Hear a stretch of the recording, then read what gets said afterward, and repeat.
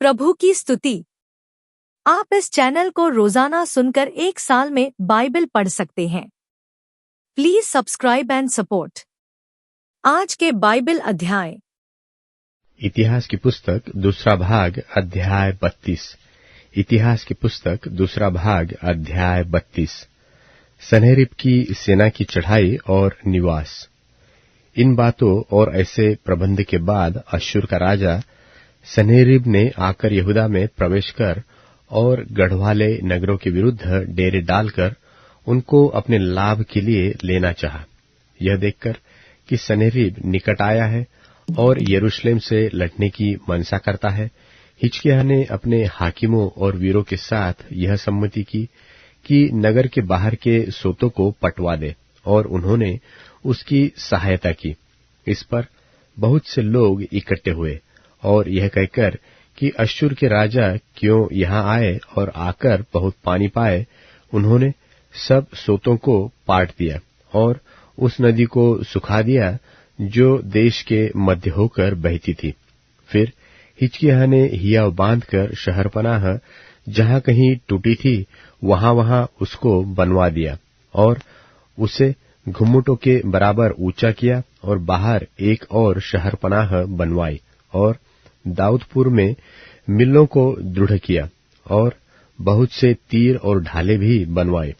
तब उसने प्रजा के ऊपर सेनापति नियुक्त किए और उनको नगर के फाटक के चौकों में इकट्ठा किया और यह कहकर उनको धीरज दिया कि हियाव बांधो और दृढ़ हो।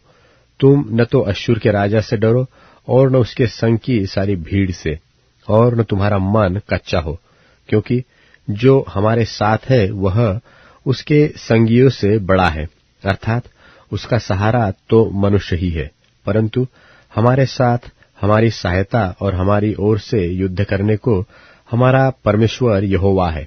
इसलिए प्रजा के लोग यहूदा के राजा हिजकिय्याह की बातों पर भरोसा किए रहे।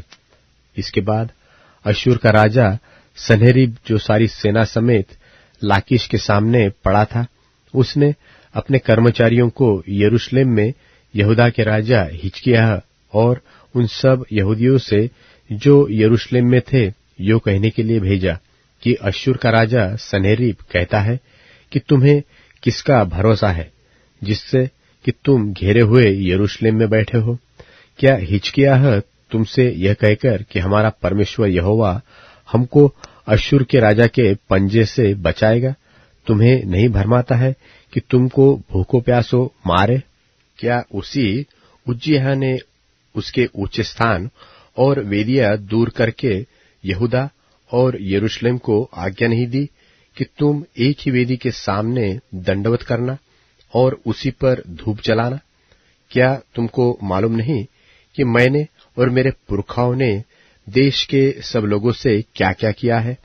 क्या उन देशों की जातियों के देवता किसी भी उपाय से अपने देश को मेरे हाथ से बचा सके? जितनी जातियों का मेरे पुरखाओं ने सत्यानाश किया है, उनके सब देवताओं में से ऐसा कौन था जो अपनी प्रजा को मेरे हाथ से बचा सका हो? फिर तुम्हारा देवता तुमको मेरे हाथ से कैसे बचा सकेगा? अब हिजकिय्याह तुमको इस रीति भुलाने अथवा बहकाने न पाए और तुम उसकी प्रतीति न करो, क्योंकि किसी जाति या राज्य का कोई देवता अपनी प्रजा को न तो मेरे हाथ से और न मेरे पुरखाओं के हाथ से बचा सका। यह निश्चय है कि तुम्हारा देवता तुमको मेरे हाथ से नहीं बचा सकेगा। इससे भी अधिक उसके कर्मचारियों ने यहोवा परमेश्वर की और उसके दास हिजकिय्याह की निंदा की। फिर उसने ऐसा एक पत्र भेजा जिसमें इस्राएल के परमेश्वर यहोवा की निंदा की ये बातें लिखी थी कि जैसे देश देश की जातियों के देवताओं ने अपनी अपनी प्रजा को मेरे हाथ से नहीं बचाया, वैसे ही हिजकिय्याह का देवता भी अपनी प्रजा को मेरे हाथ से नहीं बचा सकेगा। और उन्होंने ऊंचे शब्द से उन यरूशलेम वासियों को जो शहरपनाह पर बैठे थे यहूदी बोली में पुकारकर कि उनको डराकर घबराहट में डाल दे, जिससे नगर को ले ले। और उन्होंने यरूशलेम के परमेश्वर की ऐसी चर्चा की मानो पृथ्वी के देश देश के लोगों के देवताओं के बराबर हो, जो मनुष्यों के बनाए हुए हैं। तब इस घटनाओं के कारण राजा हिजकिय्याह और आमोस के पुत्र यशायाह नबी दोनों ने प्रार्थना की और स्वर्ग की ओर दोहाई दी। तब यहोवा ने एक दूत भेजा, जिसने अश्शूर के राजा की छावनी में सब शूरवीरों, प्रधानों और सेनापतियों को नाश किया, और वह लज्जित होकर अपने देश को लौट गया। और जब वह अपने देवता के भवन में था, तब उसके निज पुत्रों ने वही उसे तलवार से मार डाला। यहोवा ने हिजकिय्याह और यरूशलेम के निवासियों को अश्शूर के राजा सन्हेरीब और अपने सब शत्रुओं के हाथ से बचाया, और चारों ओर उनकी अगुवाई की। और बहुत लोग यरूशलेम को यहोवा के लिए भेंट और यहूदा के राजा हिजकिय्याह के लिए अनमोल वस्तुएं ले आने लगे, और उस समय से वह सब जातियों की दृष्टि में महान ठहरा। हिजकिय्याह का उत्तम चरित्र। उन दिनों हिजकिय्याह ऐसा रोगी हुआ कि वह मरा चाहता था। तब उसने यहोवा से प्रार्थना की, और उसने उससे बातें करके उसके लिए एक चमत्कार दिखाया। परंतु हिजकिय्याह ने उस उपकार का बदला न दिया, क्योंकि उसका मन फूल उठा था। इस कारण उसका कोप उस पर और यहूदा और यरूशलेम पर भड़का। तब हिजकिय्याह यरूशलेम के निवासियों समेत अपने मन के फूलने के कारण दीन हो गया। इसलिए यहोवा का क्रोध उन पर हिजकिय्याह के दिनों में न भड़का, और हिजकिय्याह को बहुत ही धन और विभव मिला, और उसने चांदी, सोने, मणियों, सुगंध द्रव्य, ढालों और सब प्रकार के मनभावने पात्रों के लिए भंडार बनवाए। फिर उसने अन्न, नया दाखमधु, टक्का तेल इसके लिए भंडार, और सब भांति के पशुओं के लिए थान और भेड़ बकरियों के लिए भेड़शालाएं बनवाई। और उसने नगर बसाए और बहुत ही भेड़ बकरियों और गाय बैलों की संपत्ति इकट्ठी कर ली, क्योंकि परमेश्वर ने उसे बहुत ही धन दिया था। उसी हिजकिय्याह ने गिहोन नाम नदी के ऊपर के सोते को पाटकर उस नदी को नीचे की ओर दाऊदपुर की पश्चिमी अलंग को सीधा पहुंचाया, और हिजकिय्याह अपने सब कामों में कृतार्थ होता था। तभी जब बाबेल के हाकिमों ने उसके पास उसके देश में किए हुए चमत्कार के विषय पूछने को दूत भेजे, तब परमेश्वर ने उसको इसलिए छोड़ दिया कि उसको परख कर उसके मन का सारा भेद जान ले। हिजकिय्याह के और काम और उसके भक्ति के काम आमोस के पुत्र यशायाह नबी के दर्शन नाम पुस्तक में और यहूदा और इस्राएल के राजाओं के इतिहास की पुस्तक में लिखे हैं। अंत में हिजकिय्याह अपने पुरखाओं के संग सो गया, और उसको दाऊद की संतान के कब्रिस्तान में चढ़ाई पर मिट्टी दी गई, और सब यहूदियों और यरूशलेम के निवासियों ने उसकी मृत्यु पर उसका आदर मान किया, और उसका पुत्र मनश्शे उसके स्थान पर राज्य करने लगा। इतिहास की पुस्तक दूसरा भाग अध्याय 33। इतिहास की पुस्तक दूसरा भाग अध्याय 33। मनश्शे का राज्य। जब मनश्शे राज्य करने लगा, तब वह 12 वर्ष का था, और यरूशलेम में 55 वर्ष तक राज्य करता रहा। उसने वह किया जो यहोवा की दृष्टि में बुरा था, अर्थात उन जातियों के घिनौने कामों के अनुसार जिनको यहोवा ने इस्राएलियों के सामने से देश से निकाल दिया था। उसने उन ऊंचे स्थानों को जिन्हें उसके पिता हिजकिय्याह ने तोड़ दिया था, फिर बनवाया, और बाल नाम देवताओं के लिए वेदियां और अशेरा नाम मूरतें बनाई, और आकाश के सारे गण को दंडवत करता और उनकी उपासना करता रहा। और उसने यहोवा के उस भवन में वेदियां बनाई, जिसके विषय यहोवा ने कहा था कि यरूशलेम में मेरा नाम सदा बना रहेगा। वरन यहोवा के भवन के दोनों आंगनों में भी उसने आकाश के सारे गण के लिए वेदियां बनाई। फिर उसने हिम्मोन के बेटे की तराई में अपने लड़के बालों को होम करके चढ़ाया, और शुभ अशुभ मुहूर्तों को मानता और टोना और तंत्र मंत्र करता और ओझों और भूत सिद्धि वालों से व्यवहार करता था। वरन उसने ऐसे बहुत से काम किए जो यहोवा के दृष्टि में बुरे हैं, और जिनसे वह अप्रसन्न होता है।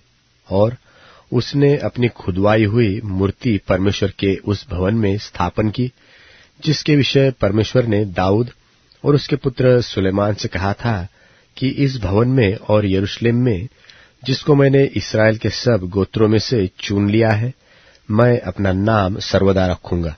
और मैं ऐसा न करूंगा कि जो देश मैंने तुम्हारे पुरखाओं को दिया था, उसमें से इस्राएल फिर मारा मारा फिरे। इतना अवश्य हो कि वे मेरी सब आज्ञाओं को, अर्थात मूसा की दी हुई सारी व्यवस्था और विधियों और नियमों को पालन करने की चौकसी करे। और मनुष्य ने यहूदा और यरूशलेम के निवासियों को यहाँ तक भटका दिया कि उन्होंने उन जातियों से भी बढ़कर बुराई की, जिन्हें यहोवा ने इस्राएलियों के सामने से विनाश किया था। और यहोवा ने मनुष्य और उसकी प्रजा से बातें की, परंतु उन्होंने कुछ ध्यान नहीं दिया। तब यहोवा ने उन पर अश्शूर के सेनापतियों से चढ़ाई कराई, और ये मनुष्य को नकेल डालकर और पीतल की बेड़ियां जकड़कर उसे बाबेल को ले गए। तब संकट में पड़कर वह अपने परमेश्वर यहोवा को मानने लगा और अपने पूर्वजों के परमेश्वर के सामने बहुत दीन हुआ और उससे प्रार्थना की। तब उसने प्रसन्न होकर उसकी विनती सुनी और उसको यरूशलेम में पहुंचाकर उसका राज्य लौटा दिया। तब मनुष्य को निश्चय हो गया कि यहोवा ही परमेश्वर है। इसके बाद उसने दाऊदपुर से बाहर गीहोन के पश्चिम की ओर नाले में मछली फाटक तक एक शहरपनाह बनवाई। फिर ओपेल को घेरकर बहुत ऊंचा कर दिया और यहूदा के सब गढ़वाले नगरों में सेनापति ठहरा दिया। फिर उसने पराये देवताओं को और यहोवा के भवन में की मूर्ति को और जितनी वेदियां उसने यहोवा के भवन के पर्वत पर और यरूशलेम में बनवाई थी, उन सबको दूर करके नगर से बाहर फेंकवा दिया। तब उसने यहोवा की वेदी की मरम्मत की और उस पर मेलबलि और धन्यवाद बलि चढ़ाने लगा और यहूदियों को इस्राएल के परमेश्वर यहोवा की उपासना करने की आज्ञा दी। तो भी प्रजा के लोग ऊंचे स्थानों पर बलिदान करते रहे, परंतु केवल अपने परमेश्वर यहोवा के लिए। मनुष्य के और काम और उसने जो प्रार्थना अपने परमेश्वर से की और उन दर्शियों के वचन जो इस्राएल के परमेश्वर यहोवा के नाम से उससे बातें करते थे, यह सब इस्राएल के राजाओं के इतिहास में लिखा हुआ है। और उसकी प्रार्थना और वह कैसे सुनी गई और उसका सारा पाप और विश्वासघात और उसने दीन होने से पहले कहाँ-कहाँ ऊंचे स्थान बनवाए और अशेरा नाम और खुदी हुई मूर्तियां खड़ी कराई, यह सब होशे के वचन में लिखा है। निदान मनुष्य अपने पुरखाओं के संग सो गया और उसे उसी के घर में मिट्टी दी गई और उसका पुत्र आमोन उसके स्थान पर राज्य करने लगा। आमोन का राज्य। जब आमोन राज्य करने लगा तब वह 22 वर्ष का था और यरूशलेम में 2 वर्ष तक राज्य करता रहा। और उसने अपने पिता मनुष्य की नाई वह किया जो यहोवा की दृष्टि में बुरा है, और जितनी मूर्तियां उसके पिता मनुष्य ने खोदकर बनवाई थी, वह भी उन सबों के सामने बलिदान करता और उन सबों की उपासना भी करता था। और जैसे उसका पिता मनुष्य यहोवा के सामने दीन हुआ, वैसे वह दीन न हुआ, वरन आमोन अधिक दोषी होता गया। और उसके कर्मचारियों ने द्रोह की गोष्ठी करके उसको उसी के भवन में मार डाला। तब साधारण लोगों ने उन सबों को मार डाला जिन्होंने राजा आमोन से द्रोह की गोष्ठी की थी, और लोगों ने उसके पुत्र योशिय्याह को उसके स्थान पर राजा बनाया। यूहन्ना रचित सुसमाचार, पहला अध्याय। आदि में वचन था और वचन परमेश्वर के साथ था और वचन परमेश्वर था। यही आदि में परमेश्वर के साथ था। सब कुछ उसी के द्वारा उत्पन्न हुआ और जो कुछ उत्पन्न हुआ है उसमें से कोई भी वस्तु उसके बिना उत्पन्न न हुई। उसमें जीवन था और वह जीवन मनुष्यों की ज्योति थी। और ज्योति अंधकार में चमकती है और अंधकार ने उसे ग्रहण न किया। एक मनुष्य परमेश्वर की ओर से आ उपस्थित हुआ जिसका नाम यूहन्ना था। यह गवाही देने आया कि ज्योति की गवाही दे, ताकि सब उसके द्वारा विश्वास लाएं। वह आप तो वह ज्योति न था, परंतु उस ज्योति की गवाही देने के लिए आया था। सच्ची ज्योति जो हर एक मनुष्य को प्रकाशित करती है, जगत में आने वाली थी। वह जगत में था और जगत उसके द्वारा उत्पन्न हुआ, और जगत ने उसे नहीं पहचाना। वह अपने घर आया और उसके अपनों ने उसे ग्रहण नहीं किया, परंतु जितनों ने उसे ग्रहण किया, उसने उन्हें परमेश्वर के संतान होने का अधिकार दिया, अर्थात उन्हें जो उसके नाम पर विश्वास रखते हैं। वे न तो लोहू से, न शरीर की इच्छा से, न मनुष्य की इच्छा से, परंतु परमेश्वर से उत्पन्न हुए हैं।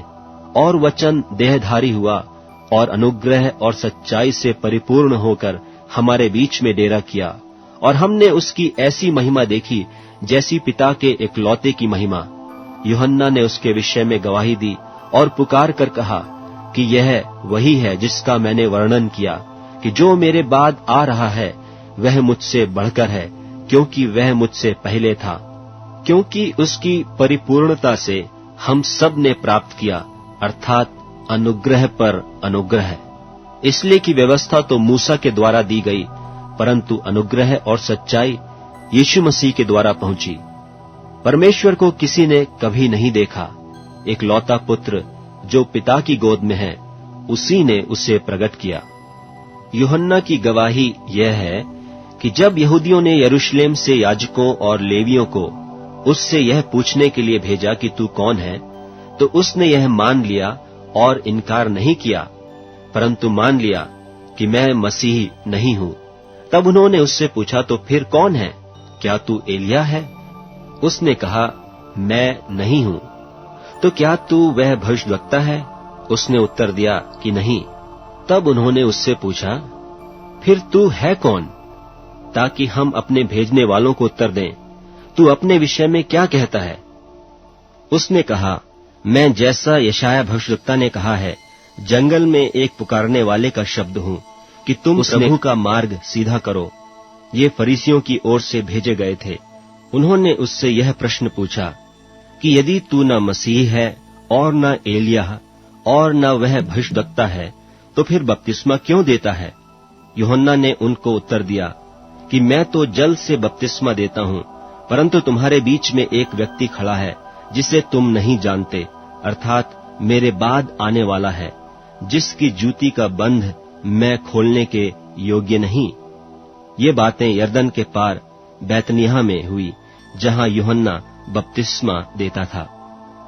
दूसरे दिन उसने यीशु को अपनी ओर आते देखकर कहा, देखो, यह परमेश्वर का मेमना है जो जगत का पाप उठा ले जाता है। यह वही है जिसके विषय में मैंने कहा था कि एक पुरुष मेरे पीछे आता है जो मुझसे श्रेष्ठ है, क्योंकि वह मुझसे पहले था, और मैं तो उसे पहचानता न था, परंतु इसलिए मैं जल से बपतिस्मा देता हुआ आया कि वह इस्राएल पर प्रकट हो जाए। और यूहन्ना ने यह गवाही दी कि मैंने आत्मा को कबूतर की नाई आकाश से उतरते देखा है, और वह उस पर ठहर गया, और मैं तो उसे पहचानता नहीं था, परंतु जिसने मुझे जल से बपतिस्मा देने को भेजा, उसी ने मुझसे कहा कि जिस पर तू आत्मा को उतरते और ठहरते देखे, वही पवित्र आत्मा से बपतिस्मा देने वाला है। और मैंने देखा और गवाही दी है कि यही परमेश्वर का पुत्र है। दूसरे दिन फिर यूहन्ना और उसके चेलों में से 2 जन खड़े हुए थे, और उसने यीशु पर जो जा रहा था दृष्टि करके कहा, देखो, यह परमेश्वर का मेमना है। तब वे दोनों चेले उसकी यह सुनकर यीशु के पीछे हो लिए। यीशु ने फिरकर और उनको पीछे आते देखकर उनसे कहा, तुम किसकी खोज में हो? उन्होंने उससे कहा, हे रब्बी, अर्थात हे गुरु, तू कहाँ रहता है? उसने उनसे कहा, चलो तो देख लोगे। तब उन्होंने आकर उसके रहने का स्थान देखा और उस दिन उसी के साथ रहे। और यह 10वें घंटे के लगभग था। उन दोनों में से जो यूहन्ना की बात सुनकर यीशु के पीछे हो लिए थे, एक तो शमौन पतरस का भाई अंद्रियास था। उसने पहले अपने सगे भाई शमौन से मिलकर उससे कहा कि हमको ख्रिस्तस अर्थात मसीह मिल गया। वह उसे यीशु के पास लाया। यीशु ने उस पर दृष्टि करके कहा कि तू यूहन्ना का पुत्र शमौन है, तू कैफा अर्थात पतरस कहलाएगा। दूसरे दिन यीशु ने गलील को जाना चाहा और फिलिप्पुस से मिलकर कहा, मेरे पीछे हो ले। फिलिप्पुस तो अंद्रियास और पतरस के नगर बेतसैदा का निवासी था। फिलिप्पुस ने नतनीएल से मिलकर उससे कहा कि जिसका वर्णन मूसा ने व्यवस्था में और भविष्यद्वक्ताओं ने किया है, वह हमको मिल गया। वह यूसुफ का पुत्र यीशु नासरी है। नतनीएल ने उससे कहा, क्या कोई अच्छी वस्तु भी नासरत से निकल सकती है? फिलिप्पुस ने उससे कहा, चलकर देख ले। यीशु ने नतनीएल को अपनी ओर आते देखकर उसके विषय में कहा, देखो, यह सचमुच इस्राएली है, इसमें कपट नहीं। नतनीएल ने उससे कहा, तू मुझे कहां से जानता है? यीशु ने उसको उत्तर दिया, इससे पहले कि फिलिप्पुस ने तुझे बुलाया, जब तू अंजीर के पेड़ के तले था, तब मैंने तुझे देखा था। नतनीएल ने उसको उत्तर दिया कि हे रब्बी, तू परमेश्वर का पुत्र है, तू इस्राएल का महाराजा है। यीशु ने उसको उत्तर दिया, मैंने जो तुझसे कहा कि मैंने तुझे अंजीर के पेड़ के तले देखा, क्या तू इसीलिए विश्वास करता है? तू इससे बड़े बड़े काम देखेगा। फिर उसने कहा, मैं तुमसे सच सच कहता हूं कि तुम स्वर्ग को खुला हुआ और परमेश्वर के स्वर्गदूतों को ऊपर जाते और मनुष्य के पुत्र के ऊपर उतरते देखोगे। भजन संहिता अध्याय 13। भजन संहिता अध्याय 13। हे परमेश्वर, तू कब तक क्या सदैव मुझे भूला रहेगा? तू कब तक अपना मुखड़ा मुझसे छिपाए रहेगा? मैं कब तक अपने मन ही मन में युक्तियां करता रहूं और दिन भर अपने हृदय में दुखित रहा करूं? कब तक मेरा शत्रु मुझ पर प्रबल रहेगा? हे मेरे परमेश्वर यहोवा, मेरी ओर ध्यान दे और मुझे उत्तर दे। मेरी आंखों में ज्योति आने दे, नहीं तो मुझे मृत्यु की नींद आ जाएगी। ऐसा न हो कि मेरा शत्रु कहे कि मैं उस पर प्रबल हो गया, और ऐसा न हो कि जब मैं डगमगाने लगूं तो मेरे शत्रु मगन हो। परंतु मैंने तो तेरी करुणा पर भरोसा रखा है। मेरा हृदय तेरे उद्धार से मगन होगा। मैं परमेश्वर के नाम का भजन गाऊंगा, क्योंकि उसने मेरी भलाई की है। अब Amazon music, tune in, Spotify और YouTube म्यूजिक में उपलब्ध है। Please follow it.